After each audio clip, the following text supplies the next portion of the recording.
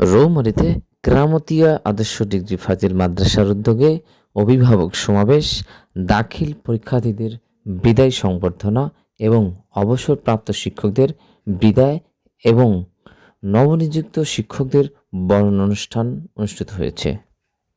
বৃহস্পতিবার ৯ এপ্রিল সকাল ১০টায় মাদ্রাসা মাঠ প্রাঙ্গণে আয়োজিত এই অনুষ্ঠানে সভাপতিত্ব করেন প্রতিষ্ঠানটির ম্যানেজিং কমিটির সভাপতি ও রৌমারী সরকারি ডিগ্রি কলেজের সাবেক অধ্যক্ষ হায়দার আলী।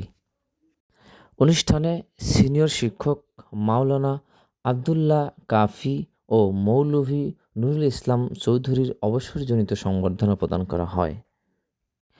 একই সঙ্গে এনটিআরসি থেকে নিয়োগপ্রাপ্ত ৪ জন শিক্ষককেও বরণ করে নেওয়া হয়। এ সময় প্রধান অতিথি হিসেবে উপস্থিত ছিলেন উপজেলা নির্বাহী কর্মকর্তা আলাউদ্দিন। বিশেষ অতিথি হিসেবে উপস্থিত ছিলেন রৌমারী উপজেলা সহকারী কমিশনার ভূমি রাফিউর রহমান। অত্র মাদ্রাসার অধ্যক্ষ মোখলেছুর ইসলাম সহ আরও অনেকে। আজকে আমাদেরকে দেখে খুবই ভালো লাগছে, বিশেষ করে আমাদের সম্মানিত অভিভাবকবৃন্দ, আপনারা কষ্ট করে এসেছেন, আপনাদের প্রতি কৃতজ্ঞতা। আজকে আমাদের অনুষ্ঠানে অনেকগুলো অংশ, সবাই যেন সুন্দরভাবে পরীক্ষা দিতে পারেন, আপনাদের যাতে মন মেজাজটা শান্ত থাকে, ঠিক আছে? আর দ্বিতীয় বিষয় হচ্ছে, পরীক্ষার আগের মুহূর্তে বেশি পড়াশোনা করা যাবে না। বেশি পড়াশোনা করলে কি হবে? সব এলোমেলো হয়ে যাবে। তখন কি করবেন? পরীক্ষার আগের মুহূর্তে সিলেক্টিভ কিছু প্রশ্ন করবেন। আপনারা কি গুরুত্বপূর্ণ প্রশ্নগুলো মার্ক করেছেন? যারা দাখিল পরীক্ষা দিবেন, গুরুত্বপূর্ণ প্রশ্নগুলো মার্ক করে রাখবেন। পরীক্ষার আগের মুহূর্তে সব প্রশ্ন পড়া যাবে না, তাহলে ওই গুরুত্বপূর্ণ প্রশ্নগুলো পড়ে যাবেন। সব পড়লে কি হবে? সব এলোমেলো করে ফেলবেন।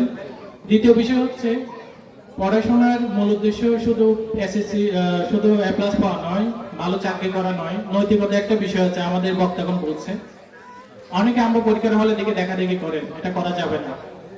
বিশেষ করে ম্যাথ পরীক্ষায় মাদ্রাসায় আমরা যখন দায়িত্ব পালন করতে যাই, তখন দেখি যে অনেকে দেখাদেখি করছেন, এটা করা যাবে না। আপনারা কি দেখাদেখি করবেন? এটা করা যাবে না। আমরা কি বলি যে মিথ্যা বলা মহাপাপ, চুরি করো মহাপাপ, তাহলে অন্যের কাছ থেকে দেখে দেখে লিখে, এটাও তো এক ধরনের চুরি করা নাকি? তাহলে ওটা করা যাবে না, আমরা এটা করবো না ইনশাল্লাহ। আপনাদের জন্য দোয়া রইল, সবাই যেন ভালো করে পরীক্ষা দেন। আমি আমাদের সম্মানিত অধ্যক্ষের কাছ থেকে শুনেছি, এখান থেকে অনেকে প্লাস পায়, ৪-৫ জন সম্ভবত। আমি আশা করবো এই সঙ্গে আরো বৃদ্ধি পাবে ইনশাল্লাহ। কি বলেন? বৃদ্ধি পাবে।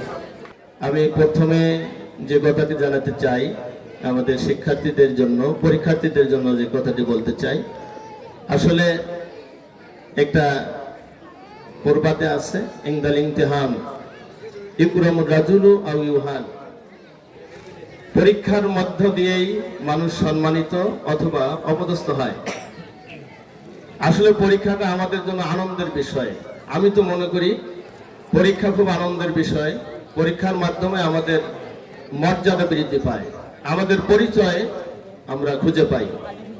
এনারা সুসন্তান হিসেবে গড়ে তোলার মাধ্যমে কবরে যাওয়া পর্যন্ত তারা নিজেদের নাজাতের উছিলা হিসাবে সন্তানদেরকে মানুষ করার ব্যাপারে তৎপর থাকবেন।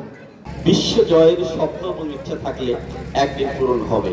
আমরা বিশ্ব জয়ের, আমিও একজন কলেজের টিচার হিসাবে সেই বিশ্ব জয়ের স্বপ্নগুলো আমরা ছাত্রদের দেখাতে চাই এবং দেখাই। এজন্য এই স্বপ্নকে লালন করে তোমাকে বড় হতে হবে।